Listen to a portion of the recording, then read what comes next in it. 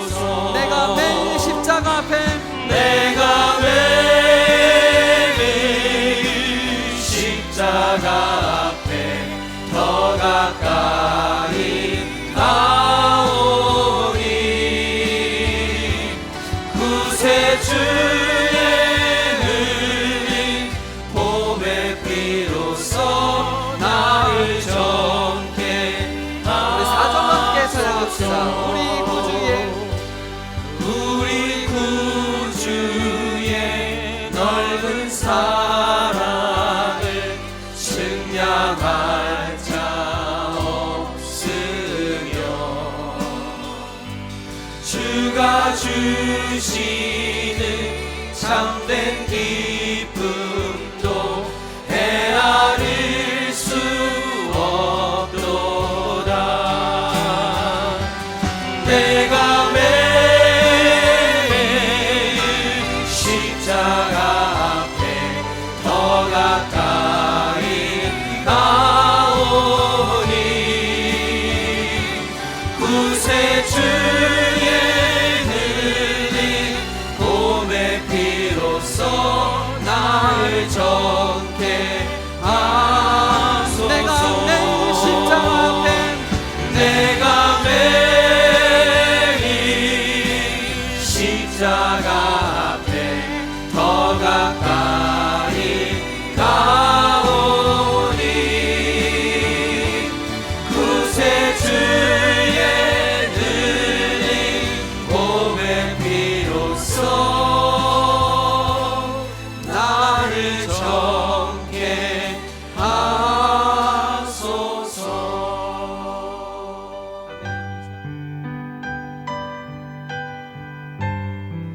말씀으로 천지 만물을 창조하시고 다스리시며 지금 이 시간에도 하나님의 역사를 말씀대로 이루어 나가시는 전능하신 주님을 찬양하며 경배합니다. 내가 거룩하니 너희도 거룩하기를 원하시는 주님 앞에 성결하고 정결하고 깨끗한 마음으로 거룩함을 덧입어 주님을 예배하기를 원합니다. 코로나19로 인하여 온라인 예배로 매일 새벽을 깨우며 진리의 말씀으로 인도하여 주시고 각자의 삶 속에 흩어져 생활했던 가족들이 모여 가정 예배를 드릴 수 있도록 말씀 앞에 앉게 하시고 은혜를 부어 하나님을 알아가게 하시니 감사합니다. 세상은 온통 코로나로 인한 악재와 후유증으로 많은 생명을 잃었고 경제가 침체되고 불의와 거짓이 난무하고 폭동과 폭도들의 약탈과 분쟁이 끊이지 않고 있습니다. 지구촌 곳곳마다 사람들의 원망과 탄식과 신음이 들리고 있습니다. 상처받은 우리들의 영혼을 긍휼히 여겨 주시옵소서. 주님의 말씀에 순종하지 않고 우리의 뜻대로 살아온 우리의 불의한 죄악을 용서하여 주시옵소서. 사망과 저주로 묶여 있었던 우리의 미련함의 죄악이 풀어지게 하여 주옵소서. 탐심으로 마음을 빼앗겼던 부패된 우리의 마음을 새롭게 변화되게 하여 주시옵소서. 코로나 종식을 위하여 부르짖고 간구하며 회개 기도하는 믿음의 주의 백성들의 기도를 들어주시고 응답하여 주시옵소서. 속히 주님의 나라가 임하여 불안과 고통을 주는 사단의 영이 떠나가게 하여 주옵소서. 우리의 몸된 교회를 축복하여 주시고 주님이 기뻐하는 선한 사역을 이루어 나가는 아름다운 교회 되게 하여 주옵소서. 전도하며 선교하는 교회로 세상의 빛을 발하게 하시며 2020 선교 대회를 통한 주님의 영혼 구원의 역사함이 성령의 바람으로 불같이 임하게 하여 주옵소서. 지역사회를 위하여 사랑의 손길로 만든 사랑의 바구니가 어려운 이웃에게 위로와 격려가 될 수 있도록 성도님들의 사랑의 동역이 이루어지게 하여 주옵소서. 질병으로 고통받고 신음하는 주님의 자녀들을 만져주시고 치유하여 주셔서 상한 마음이 위로받고 회복하게 하여 주옵소서. 우리의 연약한 마음을 강하게 붙들어 주시고 신실하신 주님의 말씀 앞에 생명의 복을 유업으로 받는 자녀 되게 하여 주옵소서. 악한 영을 분별하게 하시고 사망과 화를 부르는 어리석음의 죄의 종로로 타지 않도록 늘 깨워 기도하게 하여 주옵소서. 말씀을 전하시는 한우진 목사님을 축복하시고 영육간에 강건케 하여 주시고 성령의 능력으로 기름 부어 주시어서 선포하는 말씀이 우리의 영혼을 흔들어 깨우는 귀한 말씀으로 성령 충만케 하여 주옵소서. 우리의 인생을 회복케 하기 위하여 주시는 오늘의 말씀이 우리를 사랑으로 살리는 경고의 말씀으로 축복의 통로가 되게 하시고 돌이켜 회개하여 말씀을 지켜 행하는 사람은 살아갈 수 있도록 기쁨과 평강으로 채워지는 시간 되게 하여 주옵소서. 주님의 임재함 속에 드려지는 예배 되기를 소망하오며 우리를 사랑으로 품어주시고 죄에서 구원하신 예수님의 이름으로 기도합니다. 아멘. 오늘 우리에게 주시는 하나님의 말씀은 신명기 30장 11절부터 20절입니다. 함께 봉독하시겠습니다. 내가 오늘 내게 명령한 이 명령은 내게 어려운 것도 아니요 먼 것도 아니라 하늘에 있는 것이 아니니 내가 이르기를 누가 우리를 위하여 하늘에 올라가 그의 명령을 우리에게로 가지고 와서 우리에게 들려 행하게 하려 할 것이 아니요 이것이 바다 밖에 있는 것이 아니니 내가 이르기를 누가 우리를 위하여 바다를 건너가서 그의 명령을 우리에게로 가지고 와서 우리에게 들려 행하게 하려 할 것도 아니라 오직 그 말씀이 내게 매우 가까워서 내 입에 있으며 내 마음에 있은즉 내가 이를 행할 수 있느니라. 보라 내가 오늘 생명과 복과 사망과 화를 내 앞에 두었나니 곧 내가 오늘 내게 명령하여 내 하나님 여호와를 사랑하고 그 모든 길로 행하며 그의 명령과 규례와 법도를 지키라 하는 것이라. 그리하면 내가 생존하며 번성할 것이요 내 하나님 여호와께서 내가 가서 차지할 땅에서 내게 복을 주실 것임이니라. 그러나 내가 만일 마음을 돌이켜 듣지 아니하고 유혹을 받아 다른 신들에게 절하고 그를 섬기면 내가 오늘 너희에게 선언하노니 너희가 반드시 망할 것이라. 너희가 요단을 건너가서 차지할 땅에서 너희의 날이 길지 못할 것이니라. 내가 오늘 하늘과 땅을 불러 너희에게 증거를 삼노라. 내가 생명과 사망과 복과 저주를 내 앞에 두었은즉 너와 내 자손이 살기 위하여 생명을 택하고 내 하나님 여호와를 사랑하고 그의 말씀을 청종하며 또 그를 의지하라. 그는 내 생명이시요 내 장수이시니 여호와께서 내 조상 아브라함과 이삭과 야곱에게 주리라고 맹세하신 땅에 내가 거주하리라. 아멘. 우리가 지금 묵상하고 있는 신명기 말씀은 두 가지 인생길에 대해서 말씀해 주고 있습니다.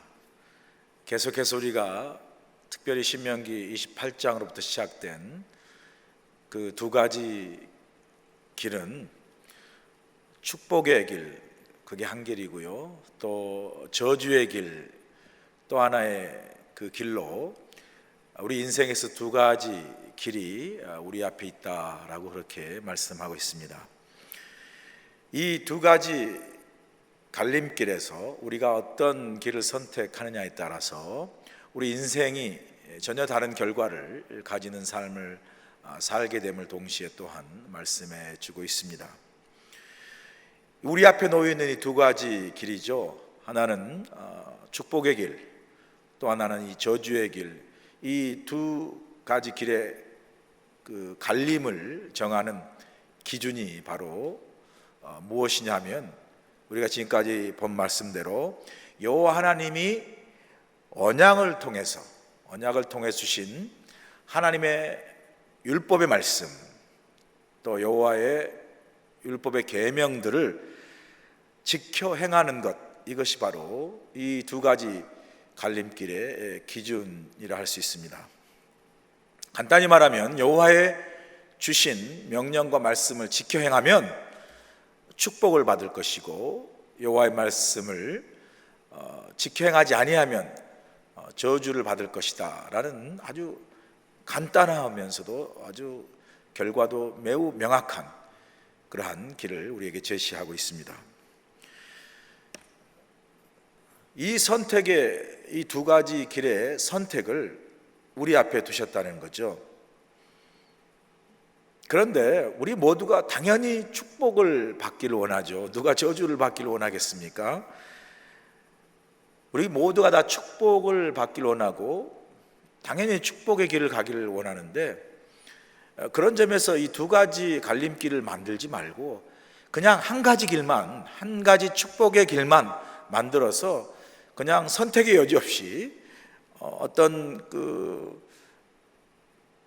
길을 택할 것인가 고민할 필요도 없이 한 가지 길만 가게 하는 이 축복의 길만 만들어 놓으면 모두가 다 그 축복의 길로 갈 텐데, 우리의 고민은 이 두 가지 길에서 우리로 하여금 선택하도록 하신 그 선택 때문에 고민을 갖게 되는 거죠. 왜 하나님께서 우리에게 그냥 모두가 다 축복을 원하기 때문에 축복받는 길로만, 그래서 한 길만 만드시지 왜 두 가지 길을 주셔서 혹이라도 우리가 잘못 선택하면 저주를 받을 수 있는 그런 두 갈래 길을 만들어 놓으셨을까라는 생각을 하게 되는데요. 하나님께서 이렇게 두 갈래 길, 축복과 생명의 길, 또 저주와 사망의 길을 두 가지 길을 주신 이유는 이 선택에서 우리가 자유의지를 가지고 한 길, 즉 하나님이 원하시는 그 축복과 또 생명의 길을 선택하게 하므로 우리의 선택과 우리의 순종이, 우리의 어떤 결정이 온전히 자발적인, 온전한 순종, 자발적인 순종을 하나님이 원하신다는 거죠. 그렇기 때문에 하나님께서 우리에게 선택할 수 있는 자유의지를 주셨습니다. 우리는 로봇가 아니라는 거죠. 우리는 프로그래밍이 되거나 우리는 세뇌된 기계적인 인간이 아니라 하나님께서 우리를 만드실 때 우리로 하여금 어떤 것을 선택할 수 있는 자유를 주셨다는 거죠. 소위 자유의지를 주셨다는 거죠. 이것이 하나님의 창조의 원리고 또 창조의 뜻이죠. 우리가 창세기 2장에 보시면 하나님께서 아담과 하와를 창조하신 후에 말씀하지 않습니까? 동산에 있는 모든 나무의 실과를 너희가 자유스럽게 임의로 먹되, 그러나 동산 중앙에 있는 선악을 알게 하는 나무의 열매, 우리가 보통 선악과라고 이야기하죠. 이 선악과는 먹지 말라. 이것을 먹으면 너희가 정령 죽으리라 말씀하시는 거죠. 우리가 그래서 결과적으로 아담과 하와가 사단의 유혹에 넘어가서 이제 그 하나님이 금하신 선악과를 먹지 않습니까? 불순종함으로 이제 타락하고 사망이 이르게 되는 그러한 그 창조의 에서 타락의 결과를 우리가 잘 알지 않습니까? 그럴 때 우리가 보통 질문하는 것 중에 하나가, 왜 굳이 그렇게 선악을 알게 하는 나무를 동산 중앙에 놔두시고, 그냥 동산 중앙이니까 항상 오고 가면서 항상 볼 거 아니에요. 아예 그냥 사람이 보지도 않고 발길도 닿지 않고 눈길도 닿지 않는 아주 정말 보이지 않는 그곳에 나무를 두시지 아니하고 그냥 동산 중앙에 두니까 동서남북 사방에서 다 볼 수 있잖아요. 그런 나무를 동산의 중앙에 두셨을 뿐만 아니라 그렇게 중앙에 두실 것이면 아예 그냥 그 선악과의 나무에 그냥 아예 접근하지 못하도록 그냥 담을 쌓든지 철조망을 해놓고 아예 길을 만들어 놓지 않으셔서 선악 알게 한 나무를 본다 할지라도 아예 그냥 접근할 수 없는 그러한 상황으로 만들어 놓지 아니하고 동산 중앙에 놔두실 뿐만 아니라 아담과 하와가 밤낮으로 거닐 때 그 동산 중앙에 있는 나무는 그 선악을 알게 하는 나무 선악과의 실과를 늘 보고 심지어 만질 수도 있지 않겠습니까? 그런 어떤 그냥 자유스럽게 지나갈 수 있고 혹은 만질 수도 있는 그런 상황으로 두신 거죠. 아예 못 가게 하시든지 아예 막아버리셨으면 그런 일이 없으셨을 텐데 왜 굳이 그렇게 그냥 다 중앙에 두고 오고 가면서 보도록 혹은 만지도록 하셨을까? 그렇게 하지 않으셨으면 타락할 일도 없고 불순종할 일도 없을 텐데 라는 생각을 하게 되는 거죠. 역시 이것도 동일한 의미, 동일한 목적 때문에 그렇게 하신 거죠. 우리로 하여금 기계적 인간으로 어떤 로봇처럼 살지 아니하고 하나님 우리를 창조하실 때 우리로 하여금 어떤 것을 생각하고 선택할 수 있는 자유를 주셨죠. 그래서 우리를 자유를 가진 존재, 이 하나님의 속성이죠. 우리를 마치 억압하거나 무슨 기계적인 로봇으로 만들지 아니하고 우리로 하여금 자유를 가진 존재로 만듦으로 하나님의 명령을 지킬 때도 우리가 자유로 우리의 어떤 자유로운 의지와 자유로운 선택과 결단을 통해서 순종하게 함으로써 그 순종이 온전한 거죠. 강요되거나 프로그램된 게 아니라 정말 내 마음의 자원에서 기쁜 마음으로 순종할 수 있는 그런 온전한 순종을 하나님이 원하셨다는 거죠. 우리가 어떤 일을 행할 때 그것이 우리의 자유의지로 온전하게 행하는 것을 말씀하는 거죠. 그런 점에서 하나님이 우리가 하나님을 향한 우리의 어떤 행동이나 우리의 어떤 선택이나 결단, 그리고 또 이분 하나님을 향한 우리의 사랑마저도 정말 우리가 기쁘고 감사하고 정말 사랑하는 그 자유의 의지를 가지고 사랑할 때 그게 온전한 사랑이 되는 거죠. 여러분 한번 생각해 보세요. 여러분이 누군가와 사랑을 할 때 만약에 그 사랑이 이제 하게 되면 내가 사랑하는 사람이 있고 또 나를 사랑하는 대상이 있지 않겠습니까? 나를 사랑하는 그 상대방이 나를 사랑할 때 나의 외모 때문에 사랑하거나 혹은 나의 돈 때문에 사랑하거나 나의 어떤 권세 때문에 사랑하거나 나의 명예 때문에 사랑한다면 그게 형태로서는 사랑의 모습으로 보일지 몰라도 그 사랑이 정말로 온전하고 순수한 사랑이라고 말할 수 있겠습니까? 그리고 그 사랑을 받는 내가 나를 향한 그의 사랑이 이렇게 조건적이고 뭔가 어떤 그 자기의 어떤 이익을 추구하는 그런 데서 오는 사랑이라면 그 사랑을 받는 내가 정말 그 사랑 때문에 행복할 수 있겠습니까? 아니죠. 어떤 상황이나 어떤 조건에 상관없이 나라는 존재를 정말 내가 기쁘고 자원하는 마음으로 누군가가 나를 사랑해 줄 때 그 사랑이 정말 온전한 사랑이고 그 사랑이 나를 기쁘게 하고 행복하게 하고 그 사랑으로 맺어진 그 두 사람의 관계 역시 정말 행복하고 온전한 관계를 할 수 있죠. 하나님과 우리의 관계도 마찬가지죠. 하나님 우리를 일방적으로 어떤 기계나 어떤 로봇처럼 프로그램돼서 강요되어진 사랑이라면 하나님과 우리의 관계가 온전하지 않잖아요. 그 사랑이 온전한 사랑도 아니고 그 관계가 온전한 관계가 아니기에 그 관계 역시 우리를 온전하게 행복하게 할 수 없죠.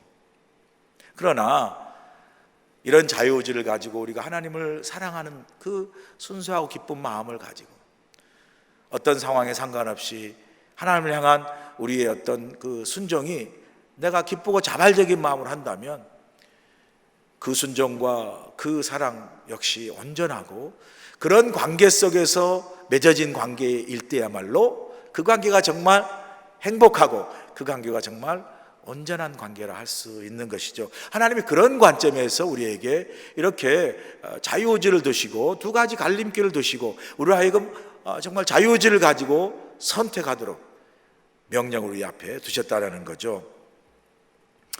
그래서 사실 하나님이 우리에게 주신 율법, 이 말씀, 계명은요, 이게 무슨 의무나 어떤 책임감이나 어떤 강요에 의해서가 아니라 사실은 이건요 사랑의 문제죠. 사랑을 통해서 흘러나오는 자유의지를 가지고 우리가 순수하게 기쁘고 감사한 마음으로 지키고 행하는 이것이야말로 온전한 순종이고 온전한 사랑이라 할 수 있죠. 그래서 예수님께서 요한복음 14장 15절에 이렇게 분명히 말씀하지 않습니까?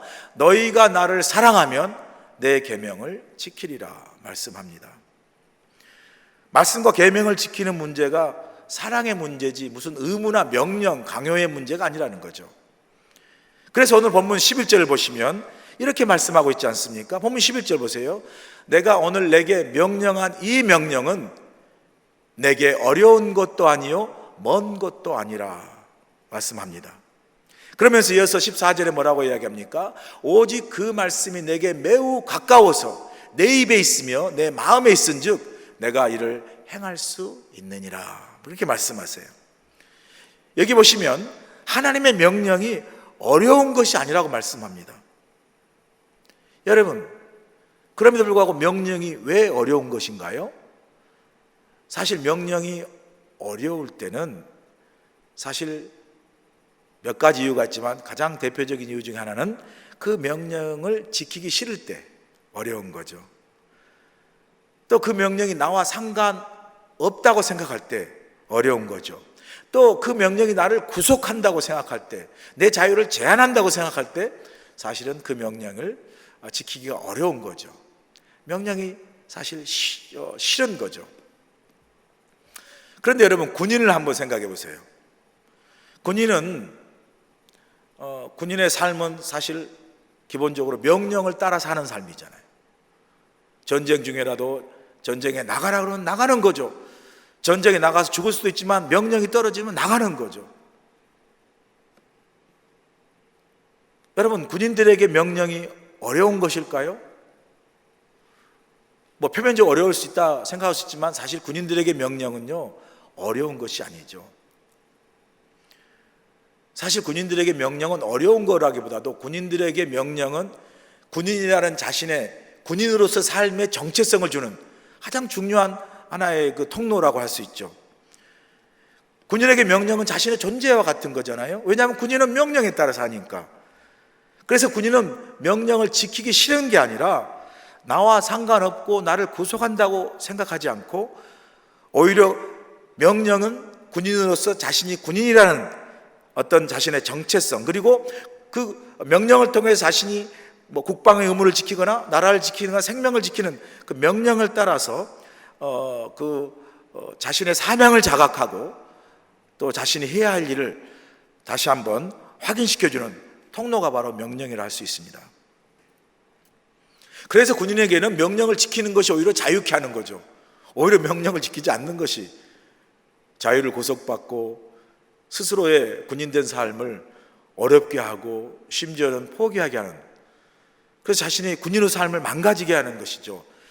반면에 명령을 지키는 것이 오히려 자신의 정체성과 군인의 자신의 사명과 또 어떤 자신의 군인으로서 삶의 자유를 주는 거죠. 그런 점에서 어떤 사람이 자신이 군인이라는 것, 군인됨을 사랑하고 또 군인됨에 대한 자부심과 자긍심이 있다면 그 명령을 지키는 데 주저하지 않죠. 명령을 지키는 것이 어려운 것이 아니죠. 여러분, 그런 관점에서 왜 하나님의 명령이 어렵고 먼 것일까? 내 마음의 문제입니다. 내 마음이 멀기 때문에 그렇죠. 내 마음에서 어렵기 때문에 그래요. 마음이 여러분 하나님께로 향하면, 마음이 하나님께로 향한다는 것은 결국은 우리가 하나님을 사랑하면, 마음이 간다는 건 사랑한다는 거죠. 마음이 하나님께로 가고 우리가 하나님을 사랑하면요, 명령이 어렵지 않습니다. 사랑하는 사람은 두 사람의 마음이 같죠. 사랑할 때 어떤 사람이 뭔가를 명령하고 부탁할 때 그걸 명령으로 받는 사람이 어디 있습니까? 그걸 막 의무고 책임으로 받아서 막 하기 싫은 사람이 어디 있습니까? 사랑하면요, 마음이 그 사람에게 가 있으면 실제적인 아주 정말 지키기 어려운 명령이라도 그게 명령으로 다가오지 않죠.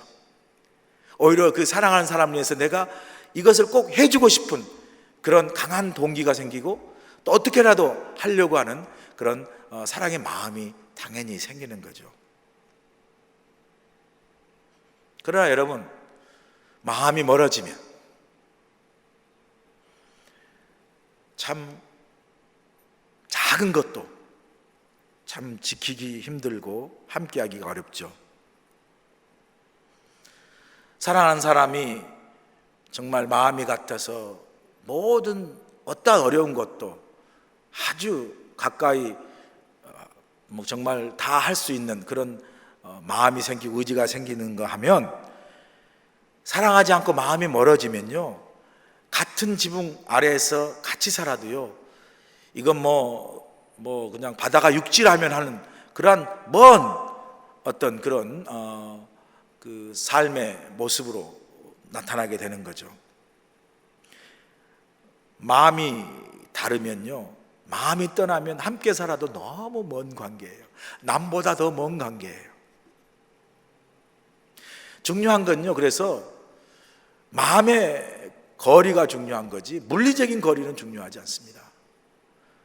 우리가 교회를 이제 저도 목회를 해보면 교회에서 멀리 살아서 교회 오시는 분도 계시고 가까이 사시면서 교회 오시는 분도 계시는데, 종종 멀리 오시는 분들에게 이제 참 고맙다고 이야기하면 제가 종종 나누는 말씀 아닙니까? 먼 데서 오시느라 참 감사하고 수고한다고 그렇게 하시면요, 그분들이 한결같이 안 멀어요. 그냥 주일날 오면서 예배 볼 마음으로 차에서 찬송 듣고 말씀 듣다 보면 금방 와요. 또 갈 때도 은혜 받고 가면 금방 갑니다. 그렇게 이야기합니다. 사실은 먼 데서 오기가 쉽지 않죠. 그러나 대부분 다 그렇게 말씀을 하세요. 먼 물리적 거리가 문제가 아니라 마음의 거리가, 주님을 사랑하고 교회를 사랑하고 하나님을 사랑하는 마음의 거리가 가까우면요, 물리적 거리가 멀어도 아주 가깝게 느껴지는 거죠.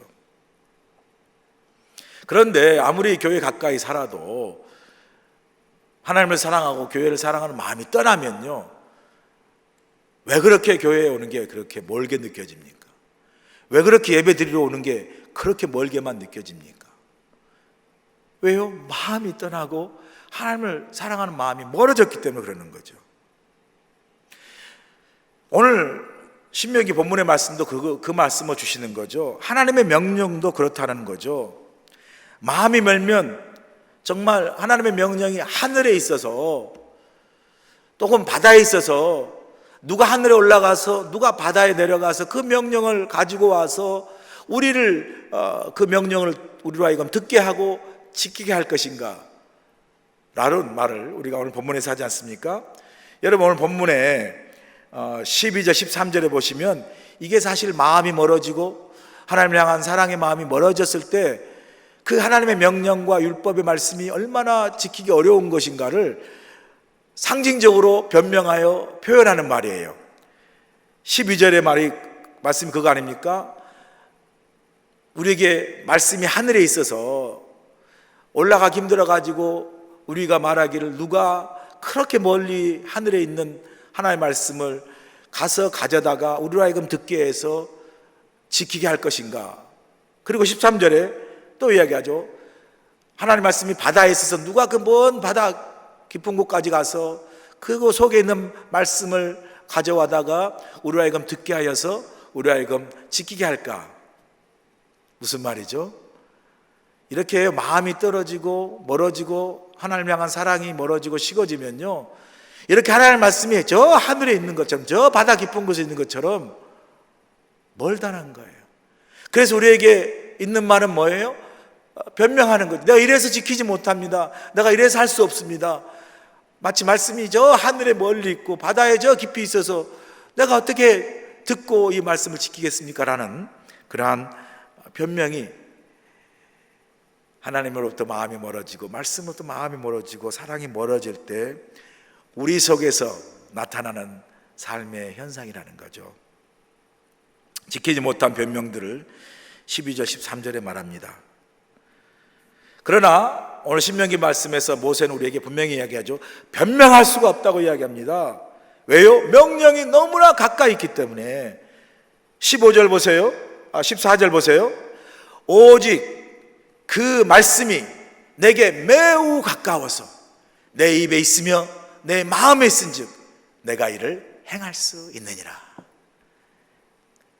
모세는 분명히 이야기합니다. 말씀이 멀어서가 아니라는 거죠. 말씀이 하늘에 있고 바다에 있어서가 아니라 우리의 마음의 문제라는 거죠. 우리 사랑의 문제라는 거죠. 오히려 말씀이 바로 너무 가까이 내 입에 있고 내 마음에 있어서 우리가 사랑하는 마음이 있고 우리가 정말 주님을 향한 정말 우리의 마음이 있다면 그것은 능히 지킬 수 있는 것이다 라고 이야기하는 거죠. 제가 오늘 제 설교 제목을 너무나 가까이 있는 생명의 말씀이라는 거죠. 여러분, 우리가 한번 솔직히 이야기한다면 우리가 신앙생활 하면서 하나님 우리를 통해서 지키고 행하시기를 원하시는 일들이 많잖아요. 신앙에 관련해서는 예배와 말씀과 기도를 열심히 지키고 행하는 그러한 일들, 또 하나님의 사명과 사역을 위해서 열심히 헌신하고 순종하고 봉사하는 일들, 또 하나님의 복음을 증거하고 전하는 선교하는 일에 열심히 전도하고 또 선교하고 복음 전하는 일들, 이 모든 일들이 우리가 몰라서 못하는 거 아니잖아요.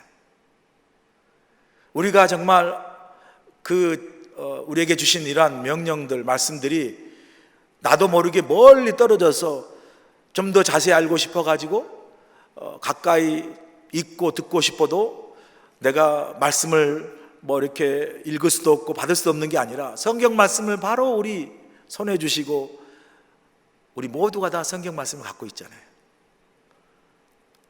가만 우리 삶을 돌아보면 말씀이 멀어서도 아니고요, 또 성경 말씀이 없어서도 아니고, 또 하나님의 원하시는 율법과 말씀을 우리가 배우지 못해서도 아니죠. 알지 못해서도 아니에요. 결국은 우리가 하나님 향한 우리의 마음, 우리의 사랑이 멀어지고 식었기 때문이죠. 만약에 우리 안에 하나님을 향한 그 사랑과 그 마음이 살아있다면 얼마나 하나님께서 우리를 향하신 말씀과 또 하나님 우리에게 행하시라 부탁하신 이 일들에 대해서 우리가 행하기를 기뻐하고 순종하기를 기뻐하지 않겠습니까? 왜? 사랑하기 때문에. 하나님 향한 마음이 너무나 우리가 가까이 있기 때문에. 모세는 우리에게 말씀합니다. 하나님 말씀이 내 입에 있고 내 마음에 있으면 능히 우리가 이 하나님의 모든 말씀들을 지켜 순종할 수 있다라고 이야기합니다. 그러면서 우리에게 말씀하십니다. 그렇게 하나님의 말씀과 율법을 그렇게 우리 입과 우리 마음에 그렇게 두고 가까이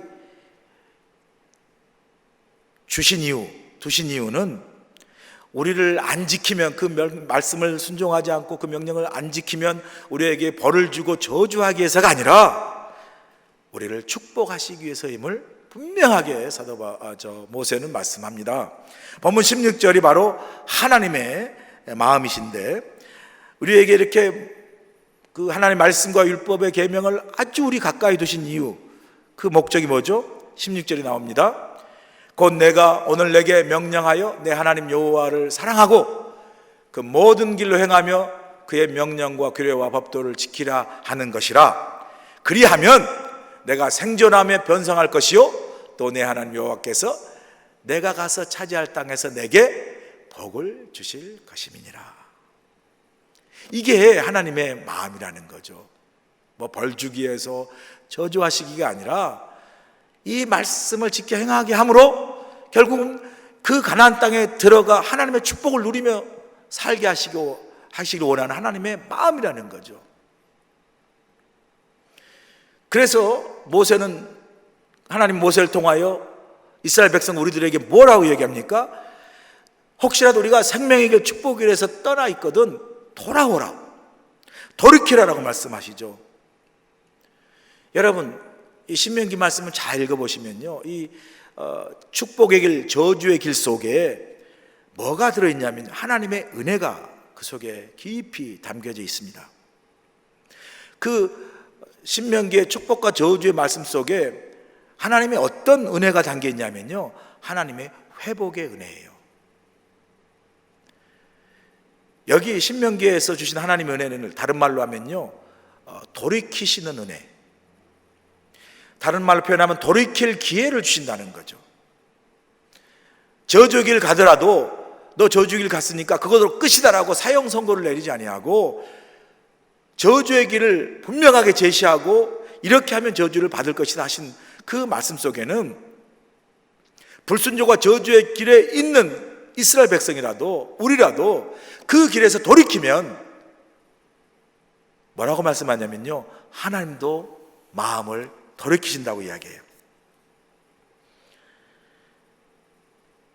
4절에 이제 신명기 30장 3절에 보시면 너희가 여호와께로 돌아와 회개하면, 다시 말씀을 청종하면 신명기 30장 3절에 보면 내 하나님 여호와께서 마음을 돌이키신다는 거예요. 중요한 건요, 하나님이 우리를 향하여 너희들 돌이키라, 돌아오라, 회개하라 라고만 명령하시는 게 아니고, 그렇게 우리에게 참 강요하시면서 그렇게 하지 않은 우리를 꾸짖고 그냥 그렇게 하도록 기다리고만 계시는 것이 아니라, 이 말씀을 보시면요, 하나님께서 우리로 하여금 그 저주의 길, 죄악의 길, 불순종의 길에서 돌이키라, 돌아오라고 말씀하시며, 동시에 하나님은 어떤 일을 하고 계시냐면요, 그렇게 우리가 돌아올 때, 회개하고 다시 하나님께로 말씀을 순종하여 정말 돌이킬 때 하나님도 우리를 향해서 하나님의 마음을 돌이키신다는 거예요. 벌을 내리시고 혹이라도 채찍 들시고 징계하시고 저주하시는 그 하나님의 마음을 우리가 돌이킬 때 하나님 역시 하나님 자신의 마음을 돌이키심으로 돌아온 우리로 하여금 하나님의 축복을 받도록 하나님께서 은혜를 베푸신다라는 거예요. 이게 신명기 축복과 저주의 말씀 속에 스며 있는 하나님의 은혜입니다. 그러면서 우리로 하여금 돌이키기를 원하시면서 우리로 하여금 뭘 요구하시냐면요, 우리로 하여금 마음의 할례를 받으라고 이야기해요. 마음의 할례를. 신명기 36절 보세요. 내 하나님 여호와께서 내 마음과 내 자손의 마음에 할례를 베푸사 너로 마음을 다하여 뜻을 다하여 내 하나님 여호와를 사랑하게 하사 너로 생명을 얻게 하실 것이며, 그래요.